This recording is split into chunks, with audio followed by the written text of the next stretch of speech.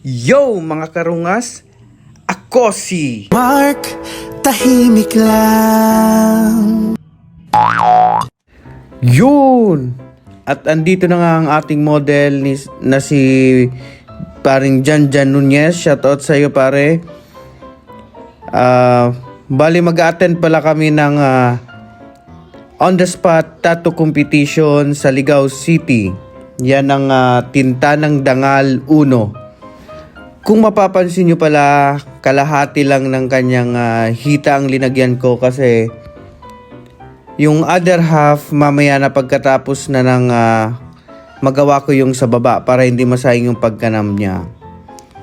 At kinarga na nga namin ang mga gamit para sa mga gagamitin namin dun sa tattoo competition. At nagbaon nga rin pala kami ng kanin kasi alam nyo na, rice is life. Yes, getting ready dudes. Let's go.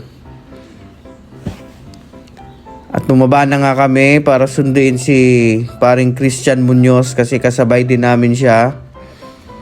Siya nga pala ang aking kaibigan na tattoo artist din na madalas kong kasama sa mga tattoo competition.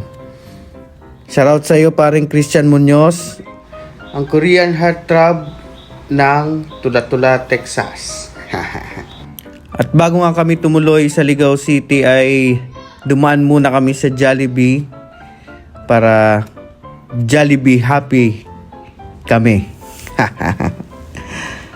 Ayan, bale pasiguro lang para sa aming lunch.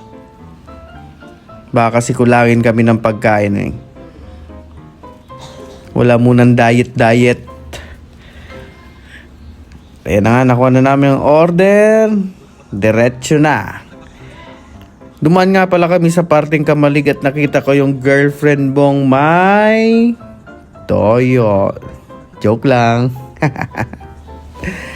At sa wakas, after 369 hours of driving na andito na kami sa Cavasi, Ligao City. Mag-aalmusal nga muna kami dito sa Pansitan. Malapit lang naman yan sa place ng aming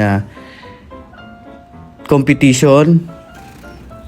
Kaya para may energy bago magsimula. Medyo mahaba-haba kasi itong tattoo competition. Abutin ng 14 hours from machine down to machine up. Ayan, mag-energize muna tayo ng ating battery.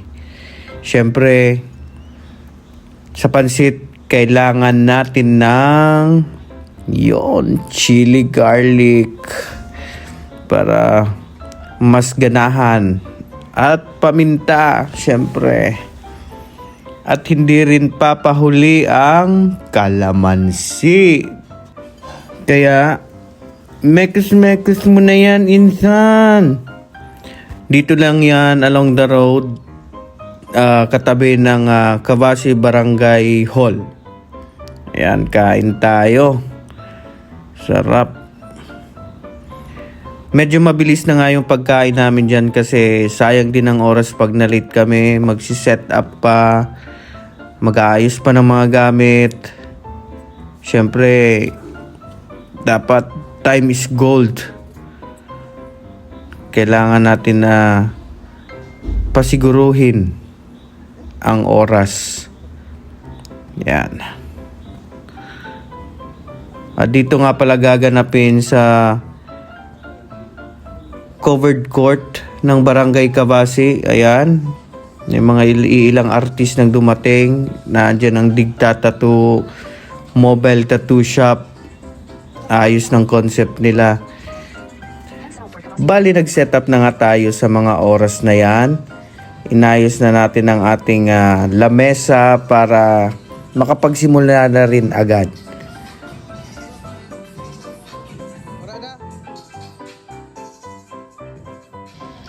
Ayan!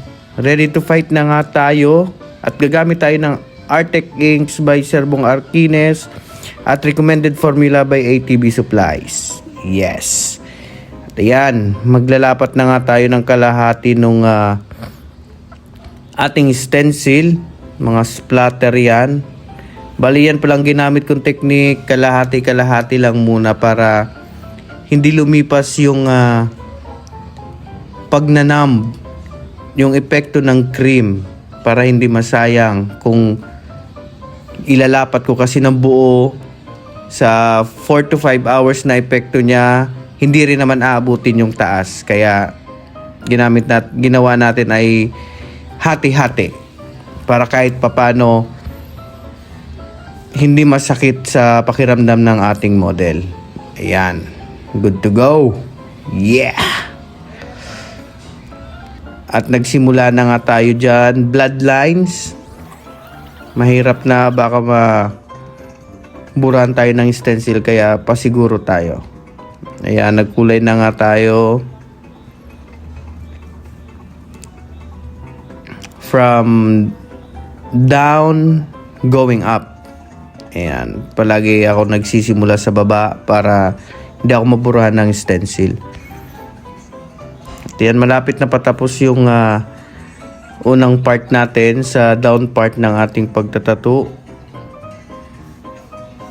So far, the best. Hindi pa nararamdaman ng ating model ang sakit ng ating pagtatato. At yan, ilalapat na rin natin yung upper part. Ang ganda nito, guys.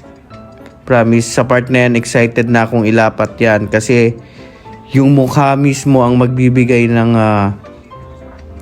dating. Kaya talagang inayos ko at pinag-igihan ko ang paggawa nitong pyesa. Grabe, guys. Medyo mahirap. Pero kinaya, guys. Ang sarap sa pakiramdam pag natapos to, promise.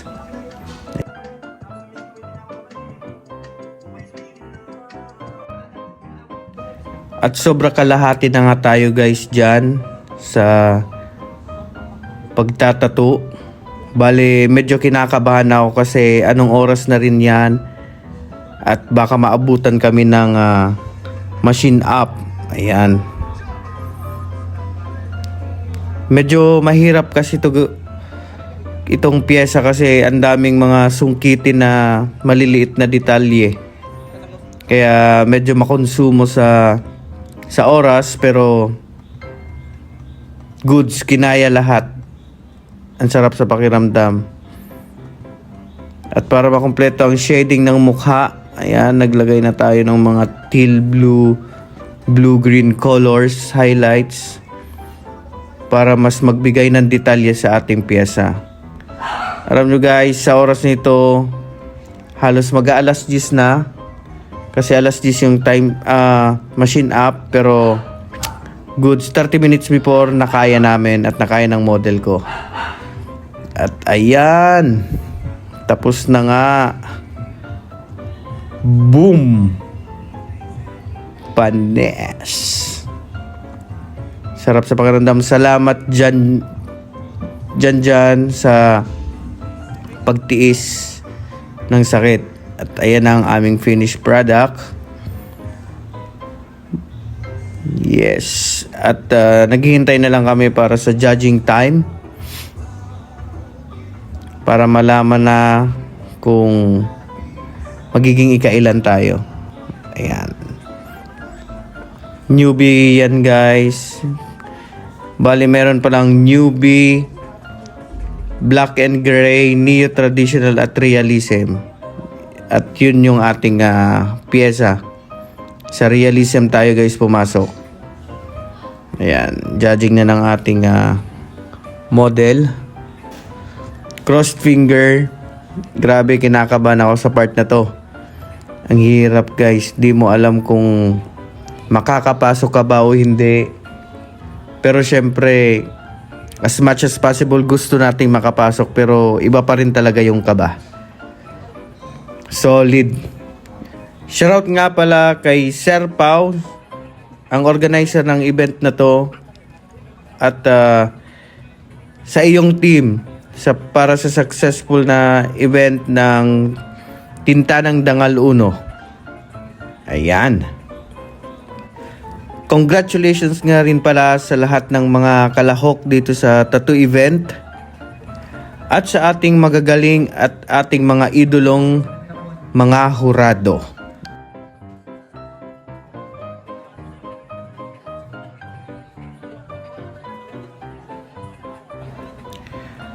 At ayun nga guys, bale, patapos na dyan ang judging.